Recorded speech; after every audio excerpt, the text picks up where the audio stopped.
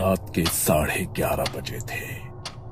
हवेली के आंगन में रखे दिए अचानक टिमटिमाए और फिर एक एक करके बुझ गए। हे भगवान, ये कैसी आवाज थी? रमेश भी घबरा कर उठते हैं। दोनों अंधेरे में चारों तरफ देखने की कोशिश करते हैं।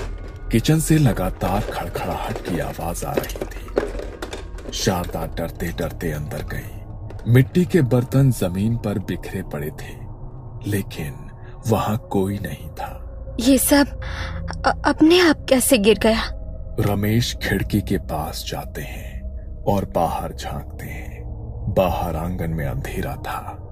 रमेश का दिल जोर से धड़क रहा था। कोई ऊपर वाली खिड़की से झांक रहा था।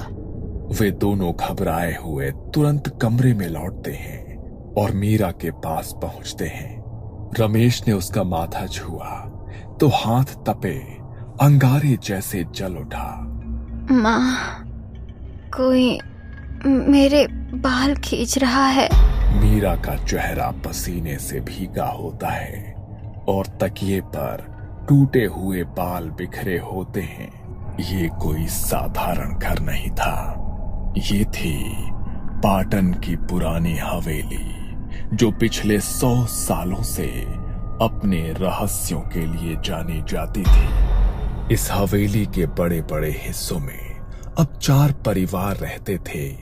रमेश और शारदा अपनी बेटी मीरा के साथ, सुधीर अपने बूढ़े पिता के साथ, जोशी जी अपनी पत्नी और 2 बेटों के साथ, और कुछ ही महीनों पहले सबसे किनारे वाले हिस्से में रहने आई थी कमला, अकेली विधवा औरत। दिन में सब कुछ सामान्य दिखता। लोग काम पर जाते, बच्चे खेलते और हवेली किसी आम जगह की तरह लगती। लेकिन रात होते ही हवेली बदल जाती थी। दीवारों पर नमी से अजीब धब्बे बन जाते थे। गलियारों से धीमी धीमी आवाजें सुनाई देती थी। हवेली में सालों से लोग रहते आए थे। छोटी मोटी बातें तो पहले भी होती थी, लेकिन ये सब कुछ ही महीने पहले शुरू हुआ था। अजीब घटनाएं तेजी से बढ़ने लगी और सबसे डरावनी बात, हर रात किसी न किसी के कमरे से अजीब आवाजें आती। और आज बर्तन गिरना, दिए बुझना और मीरा का बुखार, ये इस डरावनी रात की बस शुरुआत थी। अब ये हवेली सिर्फ 4 परिवारों का सहारा नहीं रह गई थी। ये धीरे धीरे एक रहस्यमयी जाल में बदल रही थी। हर रात, हर सुबह कुछ अजीब घटने लगा था, जिसे कोई समझ नहीं पा रहा था। जोशी के घर में दूध उबाला जा रहा था। जोशी जी उबलते दूध का ढक्कन उठाते हैं तो अंदर पूरा दूध फट चुका था। ये कैसा अपशकुन है? हर सुबह दूध खट्टा क्यों हो जाता है? सिर्फ दूध ही नहीं, हवेली में बना हर ताजा खाना कुछ ही देर में बासी हो जाता। सुबह की रोटियां दोपहर तक काली पड़ जाती और मीठे पकवान से अजीब सी सड़ी हुई गंध आने लगती। हवेली के आंगन में अजीब गोल निशान दिखाई देते हैं। ये देखो, राख से बने गोल निशान, जैसे किसी ने यहाँ कुछ लिखा हो। धीरे धीरे इन अजीब घटनाओं ने हवेली के दूसरे हिस्सों को भी घेर लिया। रात को सुधीर के घर में उनके पिता की चारपाई अपने आप हिलने लगती है। कभी उनके तकिए के नीचे से मिट्टी निकलती और कभी दरवाजा बंद करने के बावजूद अंदर किसी के चलने की आहट सुनाई देती। कभी बाहर लाठी पटकने की आवाज सुनाई देती और फिर किसी के खांसी की आवाज। बाबा, आप आराम से सो जाइए, बाहर कोई नहीं है। जोशी जी के घर में बच्चों के खिलौने अपने आप हिलते, लकड़ी की गाड़ी अपने आप चलकर कमरे के कोने में जा रुकती और कभी कभी बच्चे रोते हुए कहते, पापा, वहाँ अंधेरे में कोई खड़ा है। जब जोशी जी देखते हैं तो वहां कुछ नहीं था, सिर्फ अंधेरा फैला होता है। कमला अब अक्सर हवेली में हो रही अजीब चीजों के बारे में सबको बताने लगी। कल रात मैंने अपने कमरे के बाहर किसी औरत की पायल की आवाज सुनी, लेकिन जब दरवाजा खोला तो वहां कोई नहीं था, सिर्फ गीली मिट्टी के निशान थे मेरे दरवाजे तक। कमला की बातें सुनकर सब सहम जाते, लेकिन उसी पल लोग उसे देखकर सोचते कि बेचारी अकेली है, शायद डर के मारे उसे ये सब सुनाई देता हो। अब हवेली का माहौल दिन ब दिन और डरावना होता जा रहा था। हर कोने में जैसे कोई अदृश्य ताकत झांक रही हो। कभी दरवाजे की चरमराहट होती, कभी खिड़की अपने आप खुल जाती।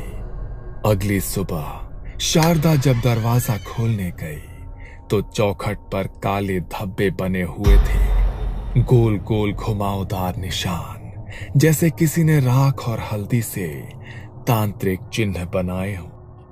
ये किसने बनाया? मीरा अचानक से खांसते खांसते गिर पड़ती है। लोग दौड़कर उसे संभालते हैं। मीरा फिर से अचानक बीमार पड़ गई। बुखार, कांपना और होठों से बड़बड़ाहट, जैसे कोई नाम ले रही हो। अब साफ है, हमारी बेटी की हालत का जिम्मेदार कोई है तो वो सामने वाली गली का तांत्रिक है। सभी लोग हवेली से बाहर देखते हैं। सामने वाली गली में एक जर्जर झोपड़ी, जहां से धुआं उठ रहा था। हाँ, मैंने कई बार देखा है। वो रात को अजीब चीजें ले जाता है, मुर्गे, नींबू, हड्डियां, सब यही सब कर रहा है। बाबा भैरवनाथ, उम्र 70 साल से ऊपर, सफेद बाल, झुका हुआ शरीर और आंखों में अजीब सी चमक। भैरवनाथ पहले मंदिर का पुजारी था, लेकिन कुछ अनहोनी के बाद उसने मंदिर छोड़ दिया और तांत्रिक विद्या में उतर गया। अब उसकी झोपड़ी से हमेशा धुआं उठता, रात को अजीब मंत्र सुनाई देते और सुबह दरवाजे पर राख, खून और हड्डियों के टुकड़े बिखरे मिलते। लोगों का विश्वास था कि वो काला जादू करता है और उसकी नजरें कभी भी जिस पर पड़ जाएं, उसका घर उजड़ जाता है। अब और बर्दाश्त नहीं होगा। जो भी मीरा के साथ हो रहा है वही भैरवनाथ है। हमारे घर में दूध, खाना सब खराब होता है। बच्चों को भी डरावने सपने आते हैं, और अब ये निशान, ये सब उसी का काम है। ये उसी की काली विद्या है। सबका शक अब पूरी तरह से भैरवनाथ पर था। हवेली के लोग मान चुके थे कि वही इस डर का असली जिम्मेदार है, लेकिन असलियत अभी बहुत गहरी थी और वो किसी ने सोची भी नहीं थी। उस रात हवेली में सब लोग एक जगह इकट्ठा हुए थे। इतनी अनहोनी एक साथ कभी नहीं हुई थी। दूध फटना, खाना सड़ना, बच्चों का बीमार पड़ना, सबका गुस्सा अब डर से बड़ा हो चुका था। अब और बर्दाश्त नहीं। ये सब उसी भैरवनाथ की करतूत है। कल सुबह उसके दरवाजे पर चलेंगे। पर अगर उसकी नजर हम पर पड़ गई तो? सुना है जिसने भी उसे ललकारा उसका घर तबाह हो गया। डरते रहेंगे तो ये खत्म नहीं होगा। आज मेरी बारी है, कल तुम्हारी भी आ सकती है। हमें जाना ही होगा। काफी देर तक बहस चलती रही। कोई कहता कि रात में ना जाएं, सुबह देखेंगे, तो कोई कहता कि अगर उसने सुन लिया तो और बिगड़ जाएगा। लेकिन आखिरकार तय हुआ कि सुबह होते ही हवेली के सारे लोग भैरवनाथ के दरवाजे पर सवाल लेकर खड़े होंगे। सुबह जब सब लोग भैरवनाथ से जवाब लेने उसके घर पहुंचे तो वहां खामोशी नहीं, चीखें गूंज रही थी। किसी औरत की तेज चीख, हाय भगवान, बाबा मर गए। भैरवनाथ जमीन पर पड़ा। उसका चेहरा नीला पड़ चुका था और मुंह से सफेद झाग निकल रहा था। आंखें आधी खुली हुई, चारों ओर राख बिखरी थी। देखा, उसका तंत्र उसी पर पलट गया। बोला था ना, काला जादू करने वाला अपने ही जाल में फंसता है। अब हवेली पर से बला हट जाएगी। भीड़ में खड़े रमेश, जोशी और सुधीर, उनके चेहरे पर हैरानी और थोड़ी राहत थी। गांव वालों ने मान लिया कि अब सब खत्म हो गया। भैरवनाथ को उसके कर्मों का फल मिला है। हवेली की मुसीबत भी अब मिट जाएगी। लेकिन सच्चाई ये थी कि असली खेल अब शुरू हुआ था, और ये खेल भैरवनाथ का नहीं, किसी और का था। भैरवनाथ की मौत के बाद भी अंधेरे का खेल अभी खत्म नहीं हुआ था। अचानक खिड़की धड़ाम से खुलती है और पर्दा उड़कर जलते दिए की लौ बुझा जाती है। कल रात मेरी खिड़की पर कोई जोर जोर से दस्तक दे रहा था। डर के मारे मैं रात भर सो नहीं पाई। अगली सुबह सुधीर ने तकिए के नीचे हाथ डाला और फिर वही चीज निकली, लाल धागा, राख और कटा हुआ नींबू। हर रोज ये क्यों मिलता है मेरे तकिए के नीचे? कौन कर रहा है ये सब? लेकिन सबसे बुरी हालत थी मीरा की। उसका चेहरा अब बिल्कुल पीला पड़ चुका था। बाल झड़कर जमीन पर बिखर जाते, वो बुखार में तड़पते और कभी कभी अचानक चीख उठती। सुधीर ने मजबूरी में डॉक्टर को फिर से हवेली बुलाया। बुखार तो है, पर कोई दवा असर ही नहीं कर रही। ये बीमारी जैसी नहीं लगती। सब एक दूसरे का चेहरा देखते हैं। आखिरकार सबने तय किया कि अब किसी तांत्रिक को बुलाया जाए। कोई साधारण बीमारी नहीं, हवेली पर बुरी नजर है। गांव के लोग एक बूढ़े तांत्रिक को हवेली लेकर आते हैं, हाथ में कमंडल और राख। ये हवेली साधारण जगह नहीं है।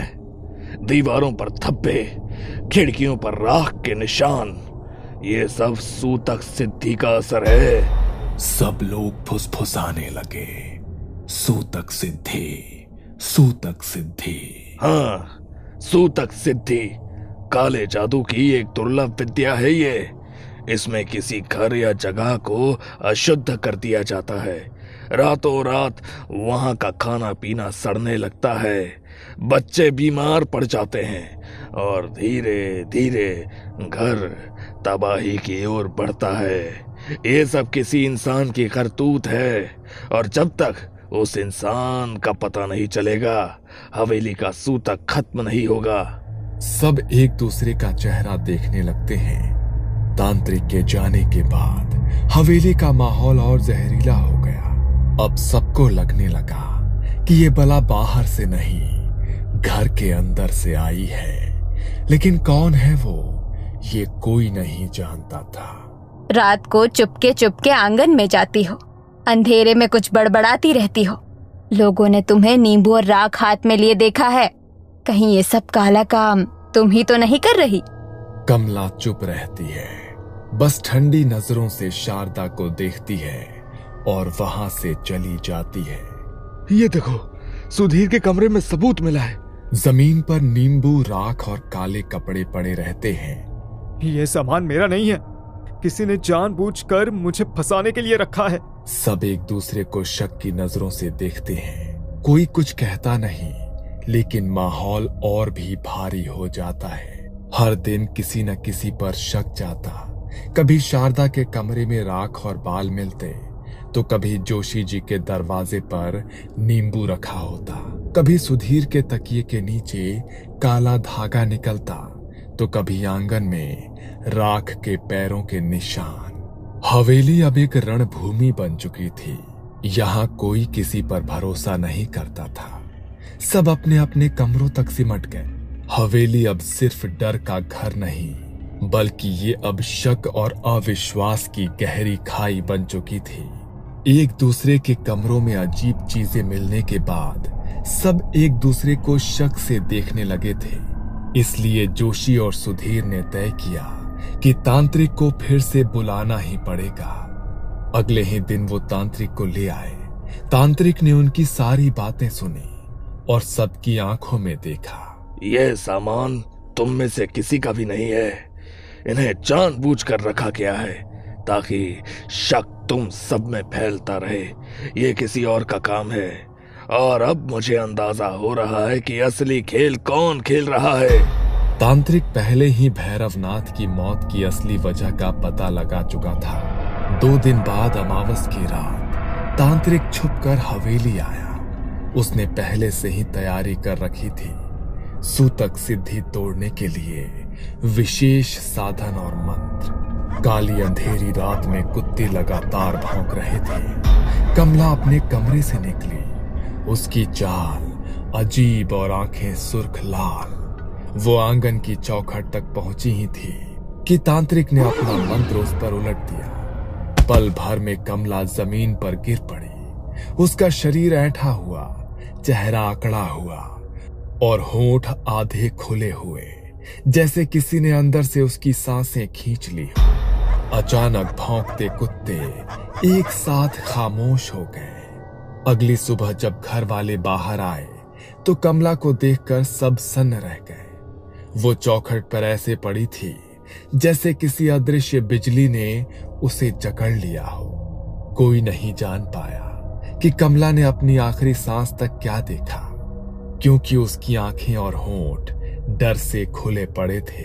कमला की मौत के बाद हवेली का सन्नाटा और गहरा हो गया था, लेकिन हर किसी के मन में एक ही सवाल था कि आखिर ये सब क्यों हुआ, कमला कौन थी और उसके साथ क्या हुआ।